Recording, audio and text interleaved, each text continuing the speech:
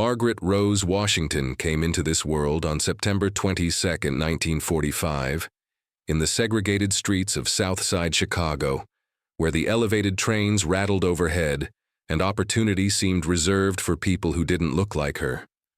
Her father, Samuel Washington, worked double shifts at the stockyards, coming home each night with blood under his fingernails and exhaustion carved into his face.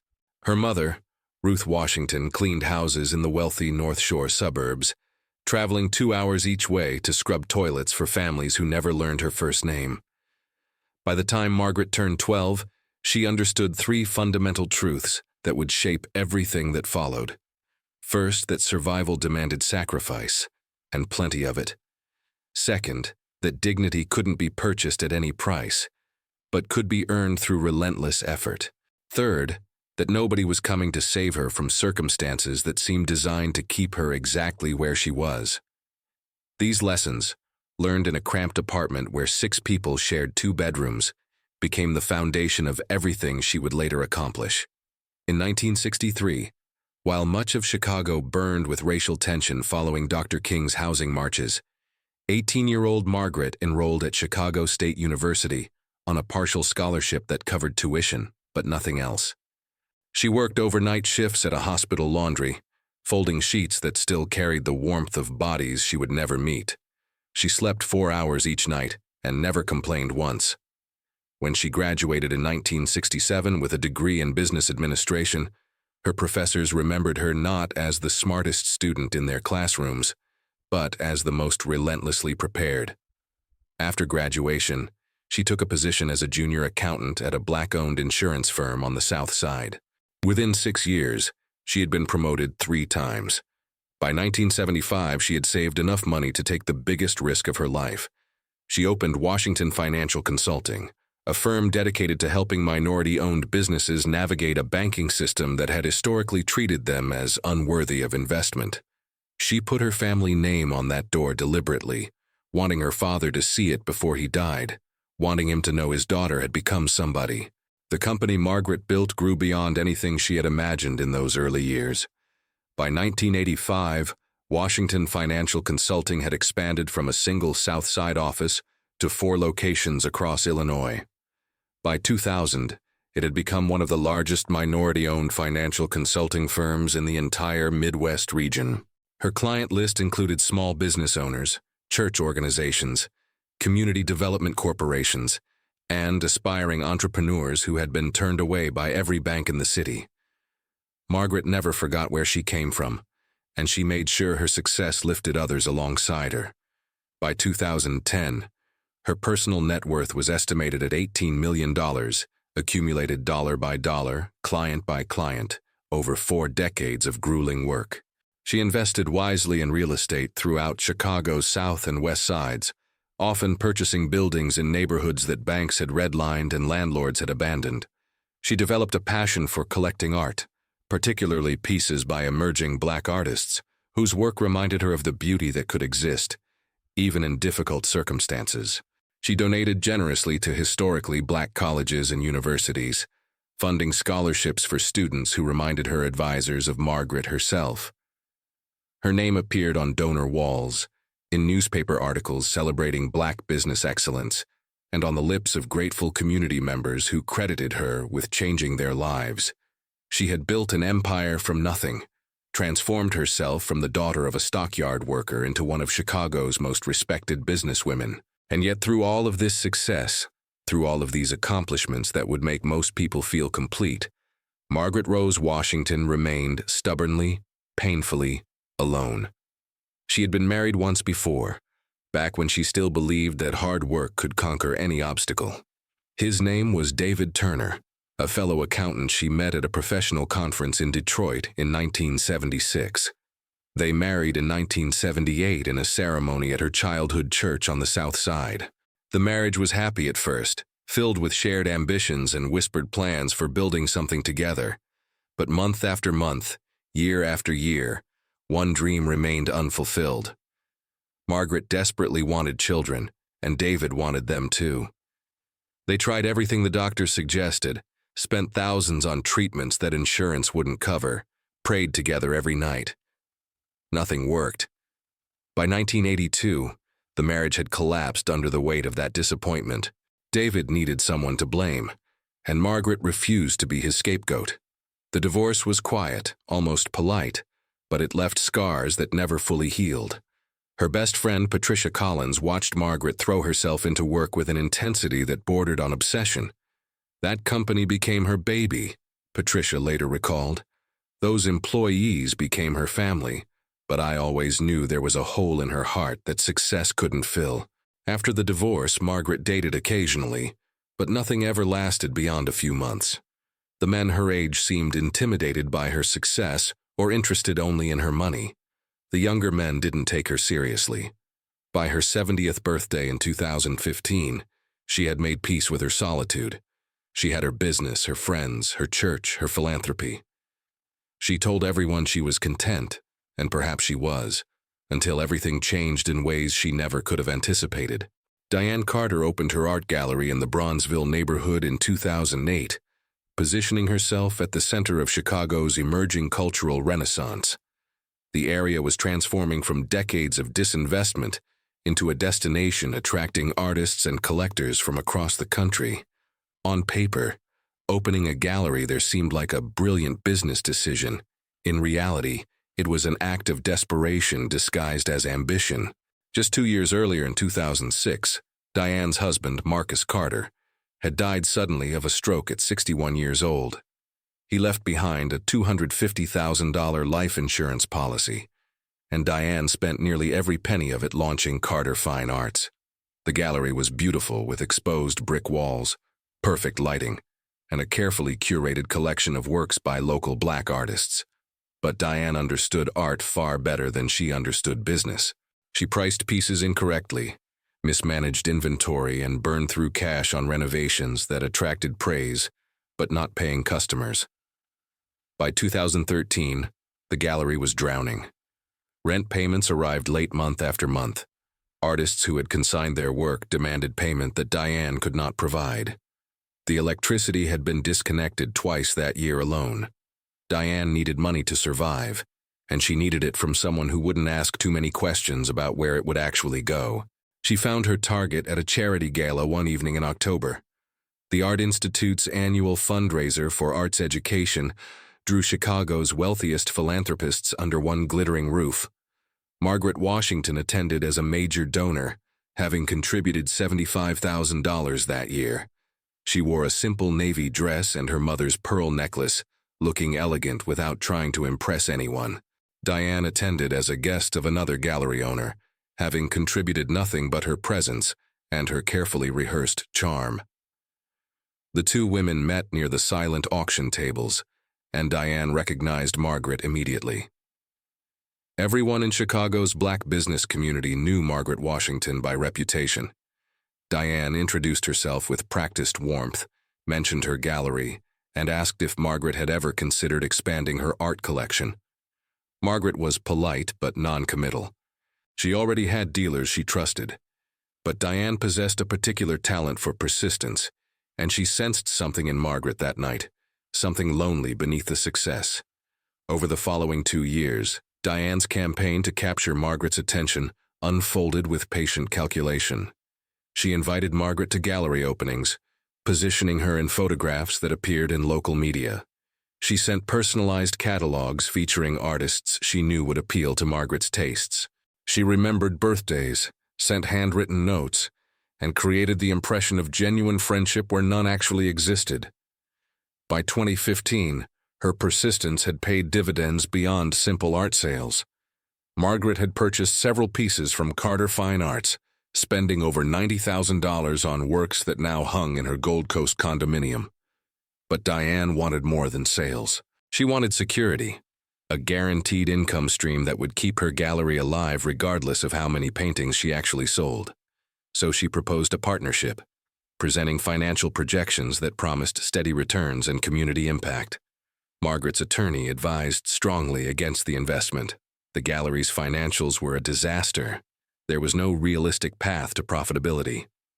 But Margaret saw something different when she looked at Diane Carter. She saw a black woman struggling to make it in an industry that rarely welcomed them. Against her attorney's recommendation, Margaret invested $200,000 for a 30% stake in Carter Fine Arts. It was, she believed, the right thing to do. What Margaret didn't know, what she couldn't possibly have anticipated, was that Diane Carter had an adult son. His name was Jerome Carter, though everyone called him Rome. And he had been the center of his mother's universe since the day he was born, on July 15th, 1986. Diane had raised him essentially alone after her husband's long work hours left her feeling like a single parent anyway. She spoiled him relentlessly, excused his failures, and convinced herself that his mediocrity was actually misunderstood potential. Rome was undeniably handsome, with the kind of easy smile that made people trust him before he had earned it. He was engaging when he wanted something, and dismissive when he didn't. He was also profoundly allergic to hard work. He had played basketball at a junior college downstate before being cut for attendance issues. He tried personal training, sales jobs, and various hustles that never lasted more than a few months. By 2015, at 29 years old, he was back living with his mother, working occasional gigs, going nowhere. The relationship between Diane and Rome operated on a dynamic that everyone around them recognized, but neither would acknowledge. Diane controlled her son completely, and Rome accepted that control because it was easier than taking responsibility for his own life. When decisions needed making, Rome called his mother first. When problems arose, Rome waited for his mother to solve them. Everything he possessed came from Diane, and Diane made sure he knew it. By late 2015, Diane's money was running out again despite Margaret's investment. She needed a permanent solution. And as she watched Margaret Washington write another check, an idea formed in her calculating mind.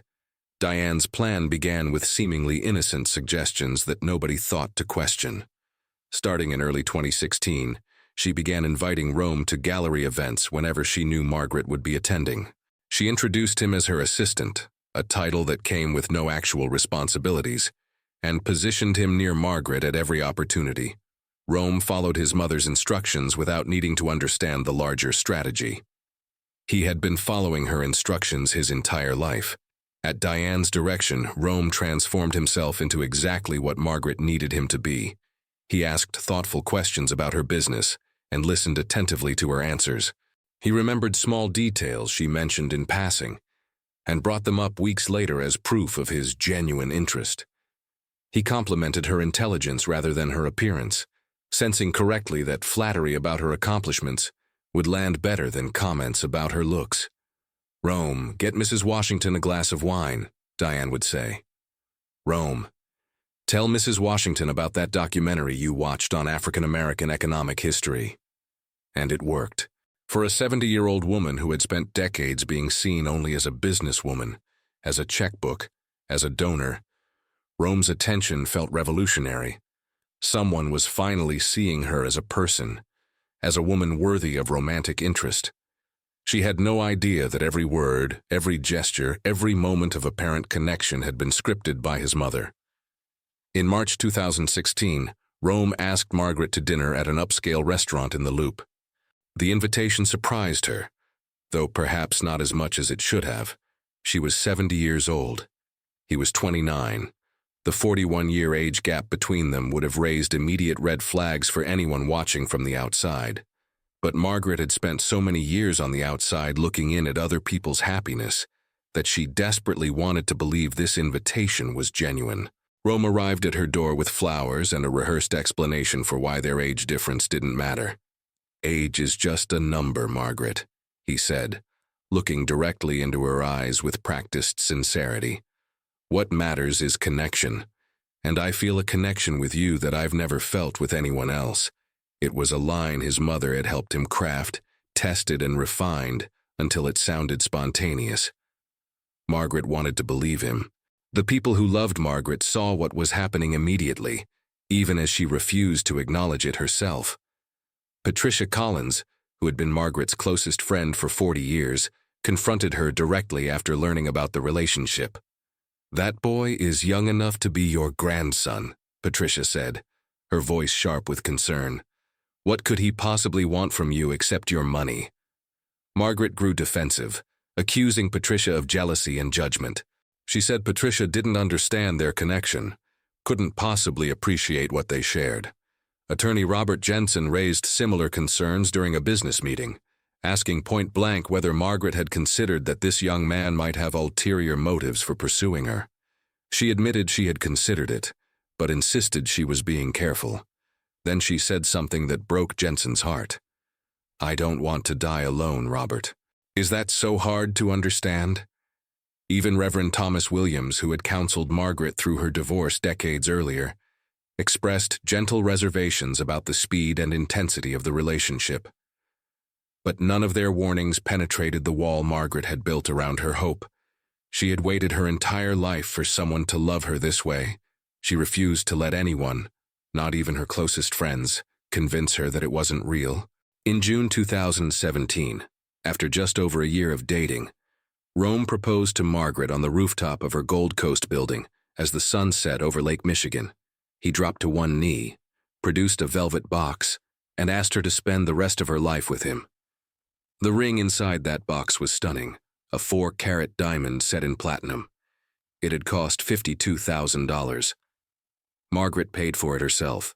Rome had selected the ring weeks earlier, shown it to her as something he wished he could afford, and expressed disappointment that his financial situation made such an extravagant gesture impossible.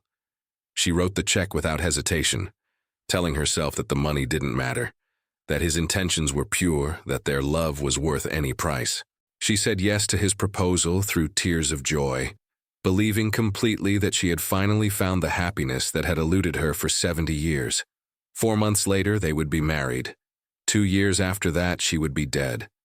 And the man kneeling before her in that golden sunset light, promising to love her forever, was already calculating how much her death would be worth. October 14, 2017, the Chicago Cultural Center had been transformed into a wedding venue fit for royalty. White orchids lined the aisle between 150 chairs filled with guests who had traveled from across the country to witness what they believed was a beautiful love story. Crystal chandeliers hung above hardwood floors that gleamed under soft lighting. A jazz quartet played as afternoon light streamed through the Tiffany dome overhead. Margaret Rose Washington, 72 years old, walked down that aisle in a custom cream gown that had cost $15,000. She was radiant, her face glowing with the kind of happiness that comes from believing your prayers have finally been answered. At the altar stood Jerome Carter, 31 years old, wearing a tuxedo that Margaret had purchased, and a smile that revealed nothing of his true intentions. The ceremony cost $220,000 in total. Margaret paid every penny without complaint. Patricia Collins stood beside her friend as matron of honor, biting her tongue throughout the entire ceremony. In the front row, Diane Carter sat wearing a designer dress that cost more than her monthly gallery rent, watching her plan reach completion with quiet satisfaction. 1 week before the wedding, attorney Robert Jensen had made one final attempt to protect his client from herself. He presented Margaret with a prenuptial agreement that he had drafted with extreme care. The document would have safeguarded her assets while still providing generously for Rome in the event of divorce. Margaret refused to sign it. More importantly, she refused to ask Rome to sign it. It would show a lack of trust, she told Jensen, her voice carrying a firmness that left no room for negotiation. "I don't want to start our marriage with suspicion and legal documents. Rome would be hurt if I asked him to sign something like this." Jensen explained that prenuptial agreements were standard practice, especially when significant wealth disparities existed between partners. None of it mattered. Margaret walked down that aisle with no legal protection whatsoever. The demands began within weeks of the wedding, arriving with a speed that should have alarmed Margaret, but somehow didn't. First, Rome mentioned that he needed a car, something reliable for the business ventures he kept promising to pursue. Margaret suggested a practical used vehicle. Rome's face fell with practiced disappointment. What he actually wanted was a Range Rover Sport, a vehicle that cost $87,000. Margaret wrote the check. Then came the house. Margaret's Gold Coast condominium was beautiful, a 3-bedroom property she had owned for 20 years, but Rome complained it was too small, too formal, not suitable for the lifestyle they deserved. They purchased a lakefront property in Lincoln Park for $3.2 million. Margaret paid cash. Then came what Rome called investments, money flowing out of her accounts into ventures that existed only on paper. Between November 2017 and March 2018, Margaret transferred over $500,000 to accounts connected to Rome and his mother, $100,000 for gallery improvements, $75,000 for Rome's business ventures, $250,000 for various projects that never materialized. When her attorney questioned these transfers, Margaret dismissed his concerns with words that would haunt everyone who heard them. "He's my husband. What's mine is his." To everyone watching from the outside, the Carter marriage appeared to be thriving. The couple attended charity events together, posing for photographs that appeared in Chicago's society pages. They sat in the same pew at Trinity United Church every Sunday, hands clasped in apparent devotion. But behind the closed doors of their Lincoln Park home, a different man emerged entirely. The charm evaporated. The attention disappeared. The husband who seemed so devoted in public treated his wife like an inconvenience in private. In March 2018, Rome reconnected with a woman from his past. Her name was Jasmine Robinson, 27 years old, a bartender at one of River North's exclusive nightclubs. They had dated briefly in 2014, back when Rome had nothing to offer except charm and promises. Now, with a wealthy wife funding his lifestyle, Rome had something valuable to share. He pursued Jasmine aggressively, showing up at her club with cash to spend and stories to tell. When she asked about his marriage, he had an explanation ready. "It's not real," he told her during one late-night conversation. "It's just business. My wife is old and we don't even share a bedroom. As soon as I get what I need, I'm leaving her." Jasmine believed him. For the next several months, Rome maintained two completely separate lives. With Margaret, he performed the role of devoted husband whenever witnesses were present. With Jasmine, he was himself, young, reckless, counting down the days until he could escape. But escape required money, and getting money required Margaret to either divorce him generously or die. Divorce would cost him everything. That left only one option worth considering. Then in April 2018, something happened that changed everything. April 18, 2018, Margaret arrived at her doctor's office in Streeterville for what she believed was a routine checkup. She had been feeling strange lately, experiencing fatigue that sleep didn't cure, nausea that arrived without warning, and a bloating sensation she attributed to stress or age. At 73 years old, she assumed her body was simply reminding her that time was passing. She expected the doctor to recommend vitamins, perhaps suggest dietary changes, maybe order tests for conditions common in women her age. Dr. Sarah Chen ran the standard blood work and then called Margaret back into her office with an expression that was impossible to read. What she said next defied everything Margaret understood about biology, medicine, and the limits of possibility. "Mrs. Carter, you're pregnant." Margaret stared at her doctor in complete disbelief. She was 73 years old. She had been unable to conceive during her entire first marriage. She had accepted decades ago that motherhood would never happen for her. This had to be a mistake, but Dr. Chen confirmed the results twice. Against every statistical probability, against everything medical science predicted, Margaret Washington Carter was pregnant. The odds of natural conception at her age were essentially zero. Yet here she was carrying the child she had prayed for her entire life, finally receiving a blessing that arrived 50 years late. Otherwise, Chen spent the next hour explaining what this pregnancy would actually mean for a woman Margaret's age. The risks were severe and numerous, including dramatically elevated chances of hypertension, gestational diabetes, cardiac complications, stroke, and placental abnormalities.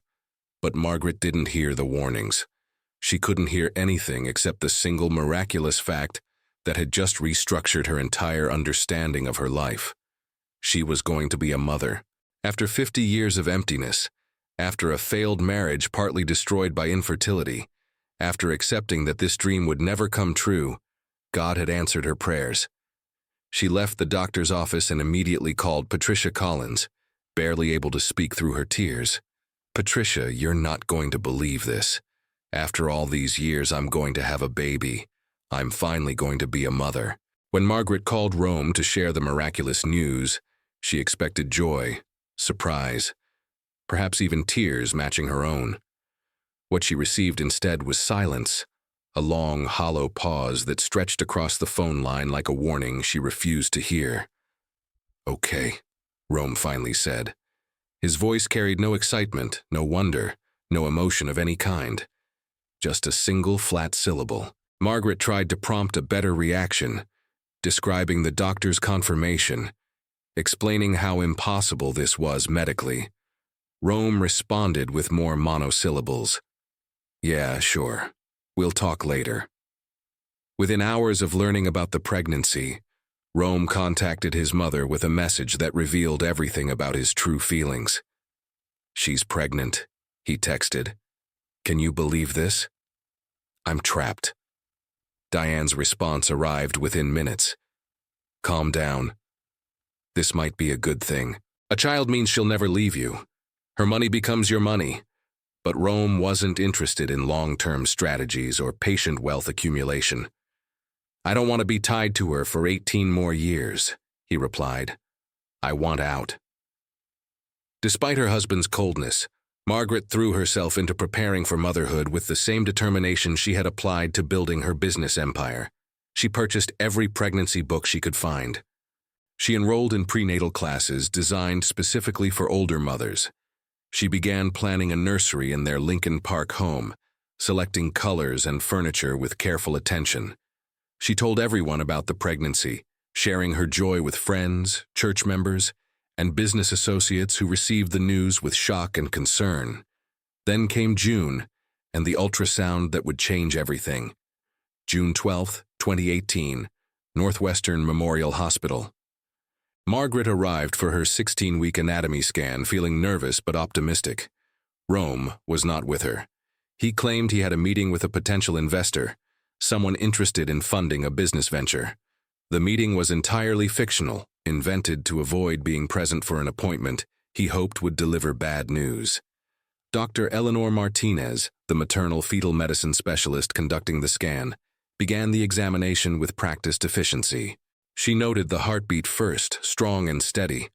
She traced the spine, examined the limbs. Everything seemed perfect. And then Dr. Martinez stopped moving the ultrasound wand. Her face shifted into something Margaret couldn't immediately identify. "What is it?" Margaret asked, her voice suddenly small. "What's wrong with my baby?" Dr. Martinez continued studying the screen, her expression growing more troubled with each passing second. The condition was severe, a neural tube defect that had prevented normal development. The baby's body had formed, but the skull and brain had not developed properly. "Mrs. Carter, I need you to understand what this means," Dr. Martinez said, her voice steady but compassionate. "This condition is incompatible with life. Babies with this severity of malformation are either stillborn or survive only hours after birth. There is no treatment, no surgery, no medical intervention that can change this outcome. Given these circumstances, I would strongly advise termination of the pregnancy." Margaret lay motionless on the examination table, one hand resting on her stomach. "No," she said, her voice quiet but absolutely certain. "I'm not terminating my baby." Dr. Martinez tried to explain again the medical realities, the certainty of the outcome, the physical toll carrying to term would take on a woman her age. Margaret listened politely, and then repeated herself. She would carry this pregnancy to completion. She would give birth. She would hold her child even if only for moments. Her faith demanded she protect life, even life that could not survive. When Margaret called Rome to share the devastating diagnosis, his response revealed who he truly was. "So you're getting rid of it, right?" he asked, before she had even finished explaining. His voice carried no sympathy, no grief. Margaret was stunned. "No, CJ, I'm having this baby." What followed was an argument that stripped away every pretense Rome had maintained. He called her selfish for refusing to terminate. He called her delusional for believing the pregnancy mattered. "The thing doesn't even have a brain," he shouted. "What's the point?" That night, Rome began researching dark possibilities on his laptop. His searches would later become prosecution evidence, documenting months of murder planning with chilling specificity. Rome's search history told the story prosecutors would later need. Between June and August 2018, his laptop revealed queries that documented premeditated murder. How long until body decomposes in ocean? Countries with weak extradition laws. Sedatives undetectable in autopsy. Maldives murder investigations. He believed incognito mode protected him. He was wrong. Everything synced automatically to cloud servers that would become evidence. In July, Rome suggested a birthday trip for Margaret's 73rd birthday in September. Somewhere special, he said. Somewhere they could reconnect before the baby arrived. He proposed the Maldives, a destination he had researched for reasons Margaret didn't understand. She agreed immediately, touched by what seemed like genuine care. He booked an overwater villa at a luxury resort, selecting the most isolated accommodation available, accessible only by boat, positioned where sounds wouldn't carry to neighboring structures. Rome prepared meticulously. He accumulated sedatives from multiple pharmacies, never buying enough at one location to attract attention. He purchased dive weights at different sporting goods stores across Chicago. He studied ocean currents around the Maldives, learning where objects dropped into water would drift and how deep they would sink. He believed he was designing the perfect murder. September arrived. Margaret was 8 months pregnant, radiating joy despite knowing her baby wouldn't survive. They flew to Mail, then took a seaplane to the resort. Security footage captured them arriving, Margaret smiling broadly, Rome's expression cold and calculated. On September 21st, the night before her birthday, Rome drugged Margaret's dinner with sedatives he had smuggled in vitamin bottles. She fell into unconsciousness, believing her husband had planned a romantic celebration. September 22nd, 2018, Margaret's 73rd birthday. She never woke up. Rome suffocated her with a pillow as she lay sedated and helpless. He wrapped dive weights around her body using scarves she had packed. He dragged her across the villa deck and pushed her into the Indian Ocean. Margaret Washington Carter and the baby she had prayed for disappeared into water thousands of feet deep. Rome cleaned the villa meticulously, disposed of evidence, and the next morning reported to resort staff that his wife had decided to extend her stay independently. He flew back to Chicago alone on September 24th, dragging luggage that shouldn't have been his to carry. He began sending text messages to Margaret's phone, creating the illusion she was alive. But Patricia Collins knew better. When 3 days passed without hearing from her best friend, Patricia filed a missing person report. Chicago Police Detective Maria Rodriguez took the case seriously, in ways Rome hadn't anticipated. Detective Rodriguez and her partner obtained warrants for Rome's devices. The cloud backups revealed everything: months of murder research, the sedative purchases, the carefully selected location, the travel arrangements designed for disposal of a body. Cell tower records proved Margaret's phone stopped transmitting on September 22nd. Forensic teams traveled to the Maldives and found blood traces on the villa deck, despite Rome's cleaning efforts. DNA confirmed it was Margaret's. Financial investigator Thomas Park discovered that Rome had withdrawn $70,000 from joint accounts within 48 hours of returning to Chicago. Diane had transferred $50,000 from the gallery, money she had no authority to move unless Margaret was dead. Their behavior revealed they knew Margaret wasn't coming back. Rome was arrested on November 2, 2018.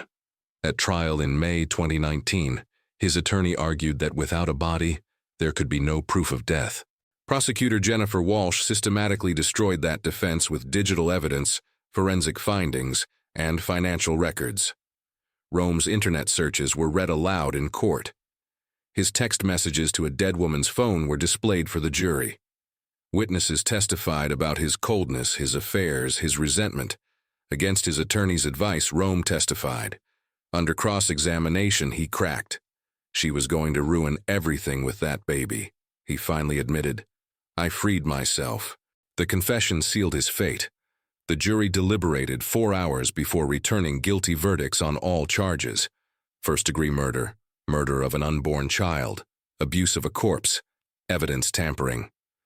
Judge Michael Harrison sentenced Rome to life without parole, plus 30 years. Diane received 3 years for fraud and conspiracy. Her involvement proven through text messages, but not enough evidence for murder charges. The gallery closed permanently. Margaret's $18 million estate went to scholarships and community organizations, exactly as her will specified. Rome inherited nothing. Margaret's body was never recovered. Somewhere in the Indian Ocean, she rests with the child she finally conceived but never got to hold. The miracle she had waited 73 years to receive became the reason she died. Her legacy lives on in students educated through her generosity, in businesses supported by her vision, in a community that refuses to forget her name. Rome remains incarcerated at Stateville Correctional Center. All appeals have been exhausted. He will die in prison, having destroyed the one person who had loved him when nobody else did.